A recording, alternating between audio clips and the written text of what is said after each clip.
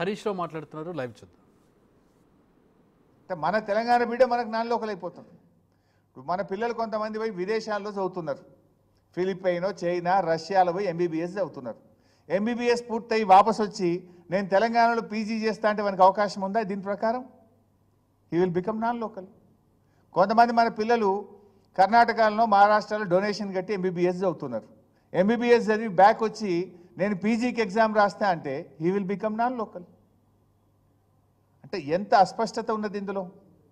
రెండవది, ఇప్పుడు కొంతమంది పిల్లలు లాంగ్ టర్మ్ కోచింగ్ పోతారు 4 years తర్వాత.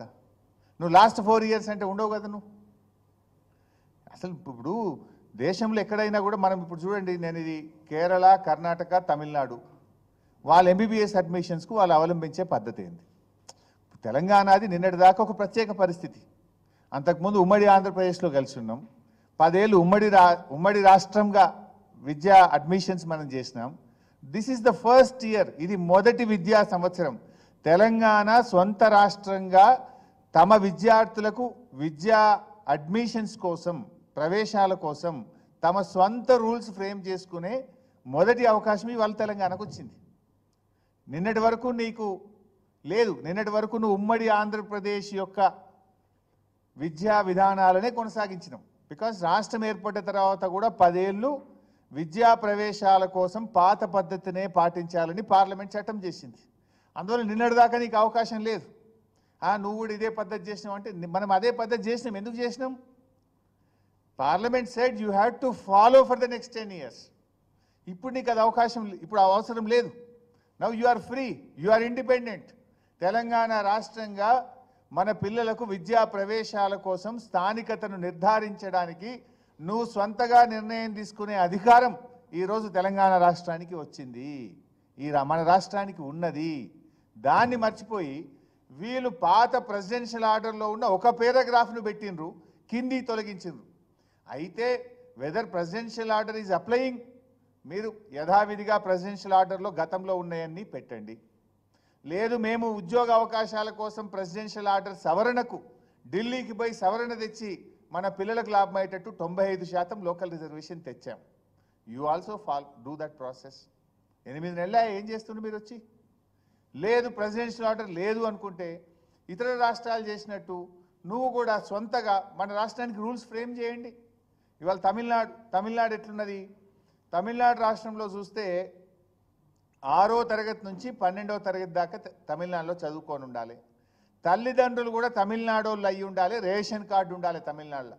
రేషన్ కార్డో, బర్త్ సర్టిఫికెటో, నేటివిటీ సర్టిఫికెటో మేము తమిళనాడు వాళ్ళమని తల్లిదండ్రికి ఉండాలి.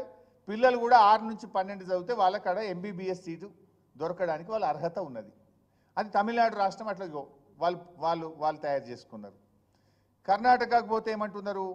7 సంవత్సరాలు కర్ణాటకలో చదువుకొని ఉంటే చాలు. తల్లి కానీ తండ్రి కానీ ఇద్దరుంటే ఇంకా మంచిది. ఒక్కరన్నా కర్ణాటకలో ఉండి ఉంటే వాళ్ళ పిల్లలు కర్ణాటక పిల్లలుగా పరిగణించి వాళ్ళకు ఎంబీబీఎస్ సీట్లకు అడ్మిషన్ ఇస్తాం. ఇది కర్ణాటక పద్ధతి. కేరళలో ఒక పద్ధతి ఉంది. కేరళలో ఏమంటున్నారు? వాళ్ళ పిల్లలు కేరళలోనే చదువుకొని ఉండాలి. కేరళలో స్థిర నివాసం తల్లిదండ్రులకు ఉండాలి. ఇతర రాష్ట్రాల ఉన్నతాధికారులు ఐఏఎస్లు, ఐపీఎస్లు కేరళకు వచ్చి వాళ్ళు ఉద్యోగం చేస్తే వాళ్ళ పిల్లల్ని కూడా కేరళ పిల్లల్లాగానే చూస్తాము అని కేరళ రాష్ట్రం కూడా తయారు చేసుకున్నది. మరి మనము ఫస్ట్ టైం ఇప్పుడు 10 ఏళ్ళు అయిపోయింది కనుక రాష్ట్రం ఏర్పడిన తర్వాత you are free to frame your own rules. మీరు ఆ రూల్స్ ఫ్రేమ్ చేయకుండా ప్రెసిడెన్షియల్ ఆర్డర్లో ఒక పారాగ్రాఫ్ పెట్టి మిగతాయి తొలగించారు. దీనివల్లే అప్పుడేముండే 4 ఏళ్ళు ఇక్కడే చదువుకొని ఉండాలి, ఇది ఇంటర్మీడియట్ 9th 10th. లేదా గత 7 సంవత్సరాల్లో 4 ఏళ్ళు తెలంగాణలో చదివి ఉన్నా కూడా నువ్వు లోకల్గా ఎలిజిబిలిటీ అవకాశం ఉండేది. ఇవన్నీ గమనించాలి కదా. పోనీ పీజీ అడ్మిషన్స్ రేపు మరి పీజీలో ఎట్లా?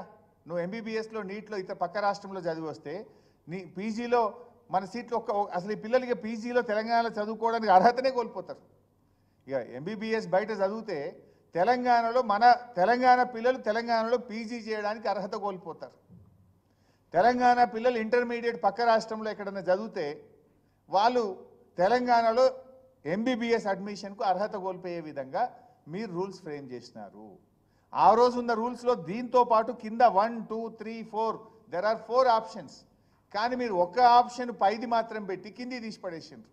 అంటే ఎంత అనాలోచితంగా ప్రవర్తిస్తున్నారు. ఈ రాష్ట్ర భవిష్యత్తు మీద, పిల్లల భవిష్యత్తు మీద మీకు ఏమాత్రం ఆలోచన లేకుండా పోయింది. అయినా ఇది ఒక మెడికల్ అడ్మిషన్స్కి ఇచ్చేసినారు మీరు. Total state as a whole విద్యా ప్రవేశాల కోసం ఈ రాష్ట్రంలో స్థానికతను ఎలా నిర్ధారిద్దాము అనడానికి